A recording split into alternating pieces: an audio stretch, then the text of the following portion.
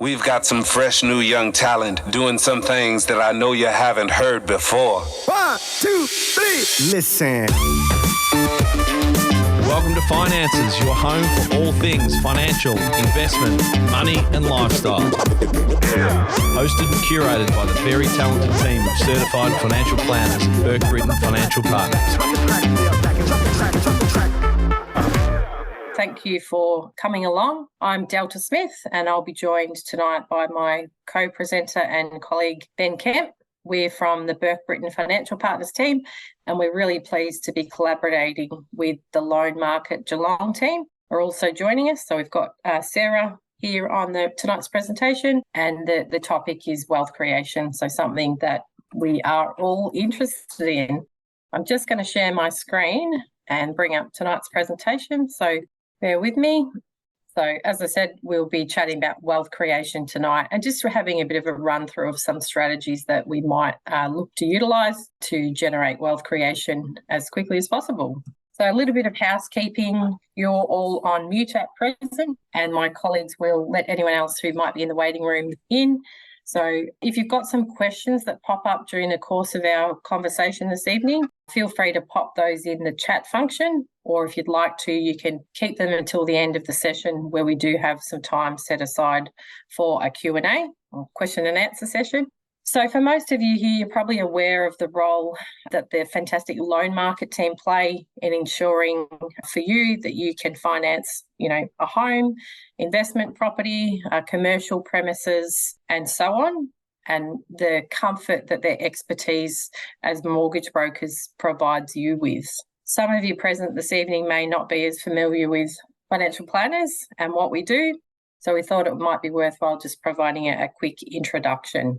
So from our point of view, we meet with a client, we consider all your current financial circumstances, we chat about what your financial objectives might be and also your lifestyle objectives, and then we work together to tailor a plan with advice and strategies to help you achieve those financial and lifestyle goals. During the course of our conversations, we talk about things like your cash flow, any opportunities that you have within your current situation that we might make use of, and also threats so that we can be in a position to mitigate those as much as is possible.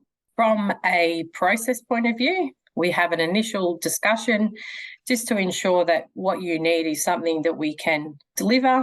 Then we have an initial sit-down meeting, whether that be on Zoom like this evening or in person, whatever might suit you best. During the course of that meeting, we do try and listen a lot, and that's for us to get to know you and start fleshing out what some of your goals and aspirations might be. And then we work together to provide strategies and advice to actually allow you to achieve each of those.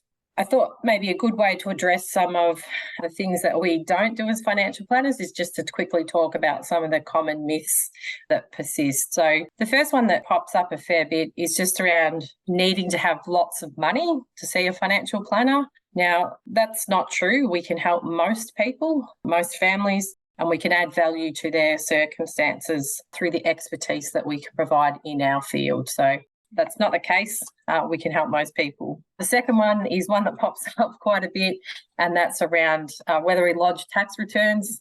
No, that's actually a function of your accountant for your tax return to be lodged, but we can certainly assist you with strategies around, say, minimising your taxable income so that you're paying less tax. So we can work in conjunction with your accountant. The third one, which is really relevant for tonight's content, is just that perhaps we're biased towards things like shares and managed funds as financial planners, as distinct to, say, property. That's not the case. We really love property, and any investment decision that gets made just needs to have a clear purpose or function with that investment. So just assessing that that's the right fit. I've run through that quite quickly, so if any questions have arisen during the course of that, you can either submit them in the chat now, or we can hopefully have time to run through each of those in the Q&A session later. So wealth creation strategies. I don't know if anyone's looked at that and got really excited by that content. Probably not. For us, I suppose, we do have a sense of excitement when we look at these strategies, and that's simply, for us, these strategies enable us to help our clients succeed we share in their wins when they're in a position where their goals or aspirations have been met. And ultimately, all of these things allow our clients to have lifestyle options. So not the most compelling of titles, but really relevant to most people's situations. So there's a couple of different topics that we are going to touch base on, and myself and Ben will run through those. So I'll touch on the first one and then I'll hand over to Ben. So when we look at borrowing to invest, it's fair to say that most of us here who own our own home at some point in time had borrowings to fund the property purchase. This can extend to other sorts of wealth generation. So whether that be an investment property, looking at a borrowing for shares or other purposes. And the borrowing component simply allows us to have additional capital or money available to invest. And the purpose there might be that we want to be in a position where we can produce some passive income being that we don't actually physically have to go to work and generate income. We've got investment assets that are creating that income for us. And over time, ultimately, what we'd like to see is capital growth. So that's a very quick introduction to borrowing for invest. And now we're going to run through some of the other concepts. We won't get too bogged down in details. We'll just give you a high-level overview. So, Ben, I'll hand over to you to talk about the next couple of points.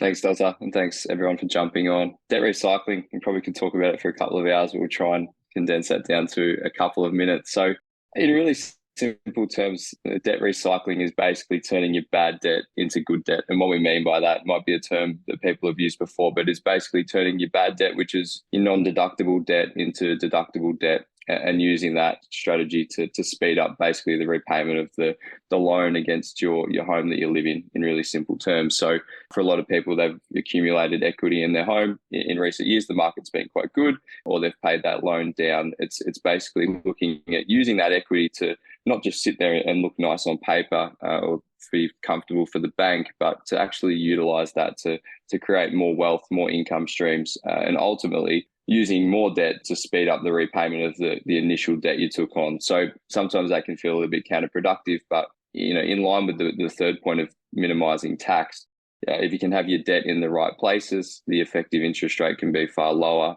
which helps you bring down your overall debt position in the future as you work towards retirement and passive income needs in the future. I think it's important to note that debt recycling isn't for everyone at any point. It is a complex strategy and one that I personally really enjoy implementing for clients, and it's been extremely effective, and it's probably been a growing one. It's a little bit topical at times, and you probably hear people talk about it in sometimes with a lack of maybe knowledge about the risks associated. And I think probably tying through to Delta's last point will be a little bit around that as well.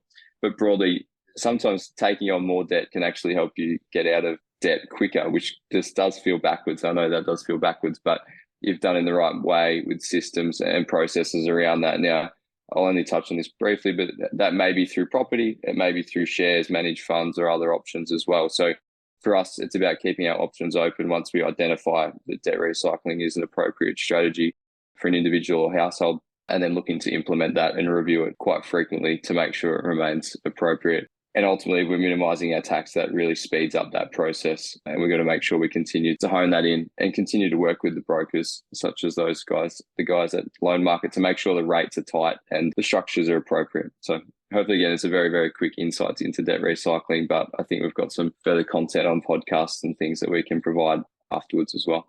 Thanks, Ben. A question without notice. What sort of time frame should we be looking at if we were considering debt recycling? It's definitely a long-term strategy. I think that's a really good point. I think most things that are good take time and effort and some serious planning around it. So debt recycling is not something about flipping debt from bad to good in a year or two. It's a long-term play and something that needs to be done. You need to do it early in your financial journey as soon as it becomes applicable. So you give it time to mature and work at its best. It's certainly something that you don't do hoping for a quick turnaround on. And Ben, just further to a couple of points you made there around, sort of minimising your tax position. I suppose when we look at any strategies, we always look to ensure that we're proactive in managing, any tax that we can do so. And that goes right back to asset ownership and ensuring that investment assets are purchased in the right entity or person's name and so on, with a consideration of what happens at a point in time when we might choose to sell that particular asset. So again, I think with structures, it's a really interesting area. One we need to be, again, that's where we link in the accountant as well, and we make sure all parties, so you've probably got at least 3 different professionals working as a collective to make sure that one is aligned on all fronts. Yeah, and I think, as you've already touched on as well, something like that debt recycling strategy that we want to be studying, early with a long-term view, as you touched on, talking to your broker and the loan market team is where we can collaborate and ensure that that's an appropriate strategy for you and that fits around your own set of circumstances. So we have managed to get through fairly quickly the last dot point around wealth protection. So it's super important that if we're building and planning to grow our wealth and all of that is transpiring, that we do have a contingency plan if things go wrong. So ensuring that we've got an appropriate safety net in place. And that for us is part of the advice that we provide to our clients. And this extends to those who are self-employed, and they might need to consider things like buy-sell arrangements and so on, and also around the timing of the sale of assets. So considering when we purchase the assets, the appropriate ownership, and then when we might need to look at sale of those assets, again, timing those to ensure that as much as possible we're not selling at a point in time if there's volatility in the market, whether that be property, shares and so on. So having those things in mind and making informed decisions. It's probably just quickly, I know that's your topic, that's a bit of a non-negotiable on our end, that protection piece. Like the last thing we want is people building wealth and accumulating assets to see it unravel on them. So it's very much a big part of what we do. Yeah, absolutely. We have managed to fly through that content. So I had said we've got 10 minutes for a question and answer session, but we've actually got a little bit longer. So happy for anyone that's present, if they've got a question, to please raise their hand, or if any have come through the chat function at all, Amy. Okay. Oh, not yet. Okay. No silly questions. So if something has popped up that you want to ask, feel free to raise your hand or let me know if you've got a question. I had a question, Delta.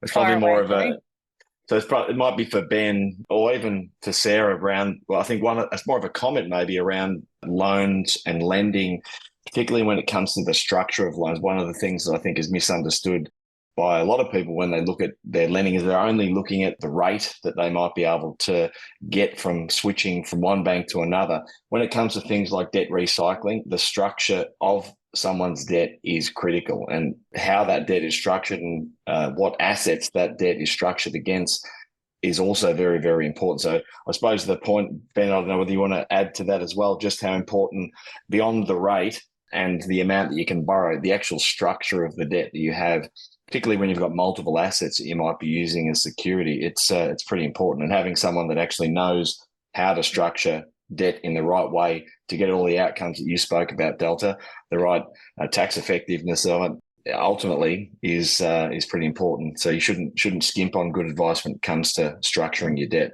I think with that, and with a lot of the products around, and that's where, again, Sarah and the team to jump in on that, is there's so many products that actually are tailored to suit debt recycling with movable loan limits and all of these new features that have become topical. So, without that good backing and good advice on the loan structure and the functions that it can provide you, you can also end up running up a lot of costs through financing all the time on that, where some of those features of those products that they've got available to you, again, anytime we can strip costs back out of that, it's more effective for the strategy and the long-term benefit of that outcome. So again, you need good advice all the way through there. And I've seen so many people sort of try this themselves and they've sort of got half of it right, but the other half wrong, and it's pretty much been self-defeating. So you need to make sure you've got plenty of advice around those structures and strategies.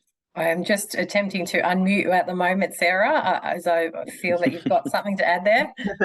There you go. All good. Yeah, so very similar to what's been said before. For us, it's really important to have the understanding of what the purpose of the property is, what their plan is, because often people just think, yes, it's the right thing to do, I'll get an investment property, that's the next step, but it's a lot more than that. So for us, we definitely go a bit more in depth with that. And then obviously the structure, whether it be through the accountant or the financial planner, is we say, this is what we're looking to do. Can you go confirm that matches the plan? And often it will, but it's just about, we don't give advice on that, but we do have an idea of what that structure looks like. And you're right, rate's not necessarily always the right thing. We want to make sure that it's done right from the start, so it's easier from a tax perspective when you're going through the account, that you're not having to chase backwards, because it's easier to get it right from the start. Yeah. So key takeaway there is that the loan structure is super important to ensuring that the ease of the utilisation of those proceeds, and then eventually when we look at exiting those specific investments that we might have in place. Yeah. Do you want me to answer? Sorry. Oh, that's all right. Just lastly, I was just thinking as well, also, little things about not cross-collateralising and planning for that. If it's just more than one property, is it going to be two? Well, what's your plans with that property? Do you want to be able to release that or use equities in that for shares or other things? So it's important for us to be able to separate those needs as well and know, it's going to be easy to do the next step. Oh, that cross-collateralisation comment. I had a phone call today from a client who they had really poor advice because they dealt directly with a bank and they had themselves tied in knots trying to untie that. And again, at the time, they wanted funds to finance a property, and that was the easiest option. But now it's creating all sorts of headaches down the track for them. There was a question there. Did you want me to answer that one, or did you want to do that one? I'm happy to. Sorry, Ben. Sorry, just before you do, I might ask Sarah, just for the record, to provide some more commentary around what cross-collateral, I can't even say the word. It's a terrible term. Collateralisation actually means for anyone that is not across it. Yeah, so essentially it's using one security to secure the other, and they're actually joining the properties together and as the bank sees it, one is required for the other. Whereas if we are doing it separate, we tend to do a separate portion cash out, and then that money is usually, depending on whether it's against the owner occupier or it's against the investment, we look to structure that to the best way from a tax perspective, and then that's then separate and everyone knows what that purpose of that loan's for. And then when you go to sell, you're not having to do a valuation on the existing property to confirm that there's enough left over to actually sell it. And yes, it can become a bit of a nightmare. So it's very rare that we have to do that, and we definitely avoid it wherever we can. Yeah, so you put all the right things in place in the first instance to make it easy longer term. Yeah, wonderful. Thanks, Sarah.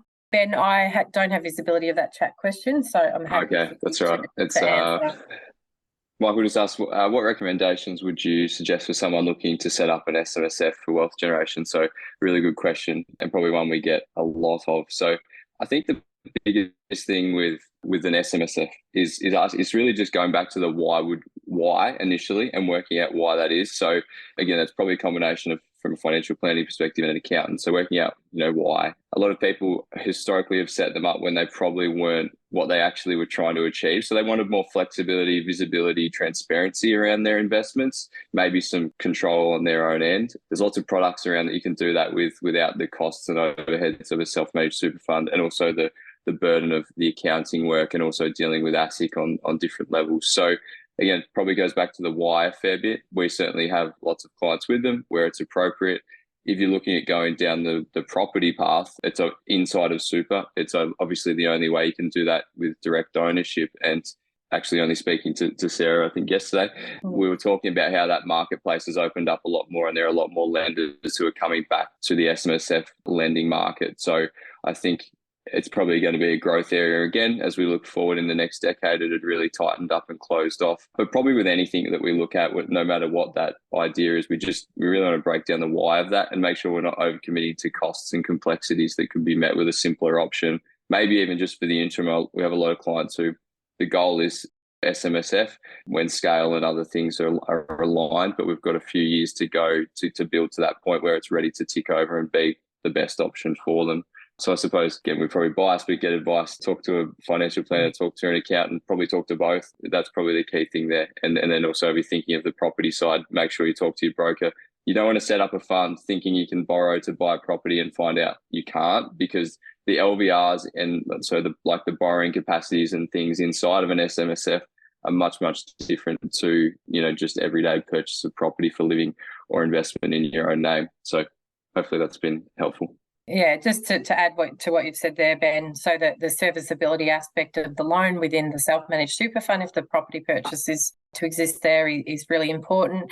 And potentially the other sort of niche area when we look at a self-managed super fund and having a property might be for those that are self-employed and operate their own businesses, where they might like to purchase a commercial premises and be in a position to actually lease that from themselves. So there's sort of additional advantages in doing so.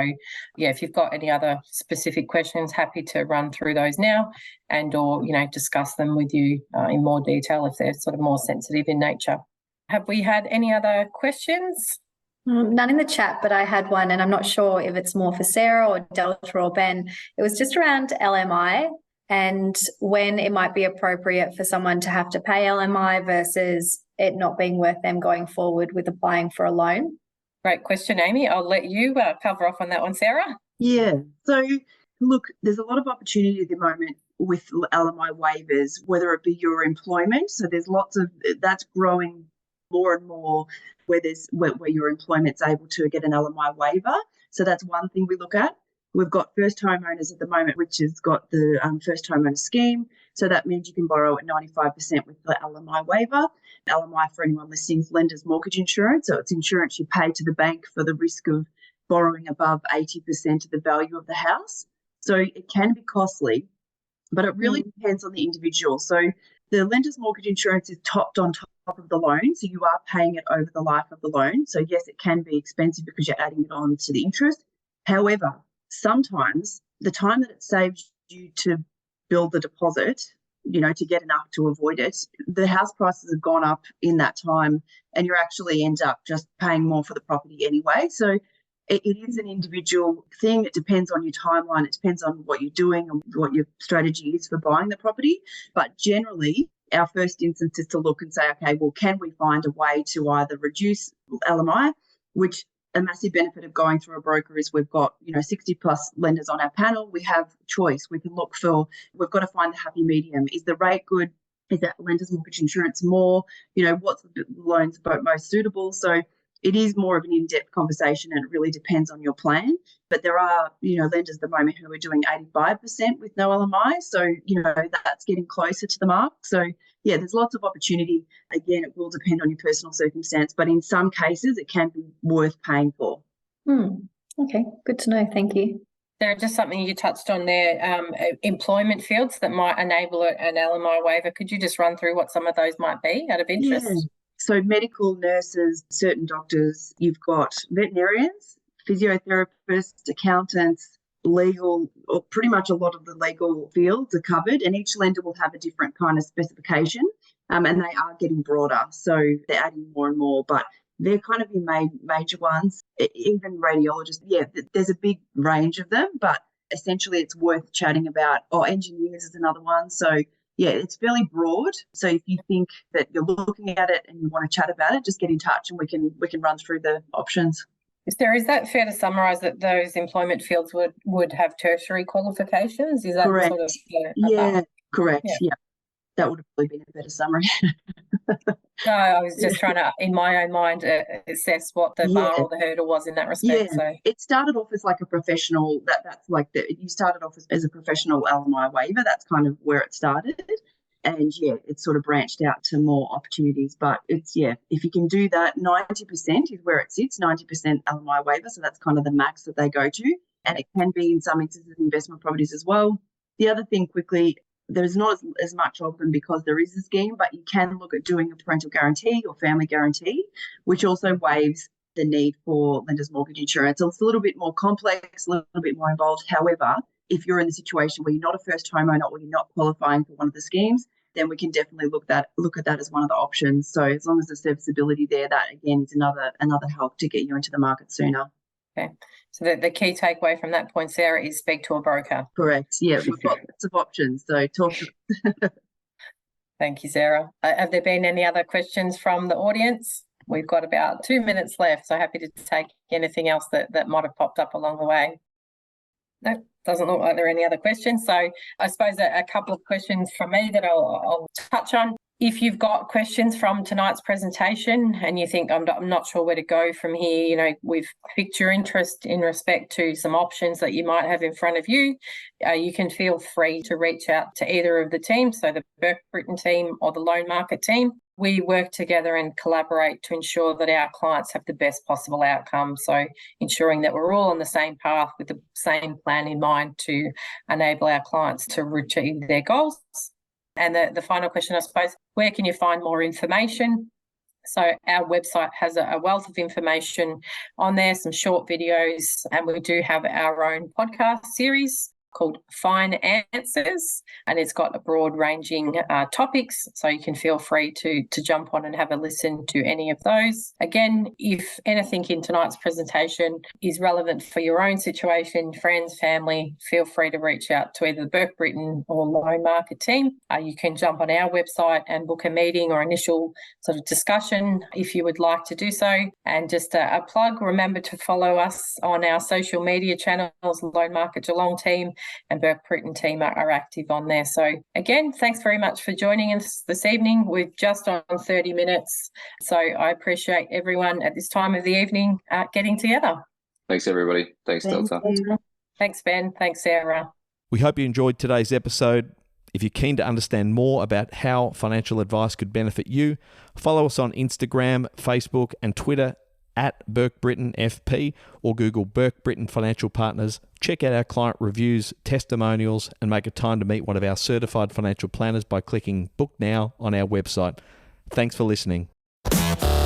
Any information contained in this podcast is of a general nature only. No account was taken as to the objectives, financial situation, or needs of any particular person. Therefore, before making any decision, listeners should consider the appropriateness of any information with regard to their particular objective, financial situation, needs, and seek independent advice from a licensed professional specific to their circumstances. All right, hit it. That translates to don't be a moron and act on what some random person says on a podcast. Take personal responsibility, do your homework, ask questions, and speak to an actual human that knows what they're talking about before you do anything. PB Financial Solutions Proprietary Limited, trading as Burke Britton Financial Partners, are authorised representatives of AMP Financial Planning Limited, AFS, licence number 232706.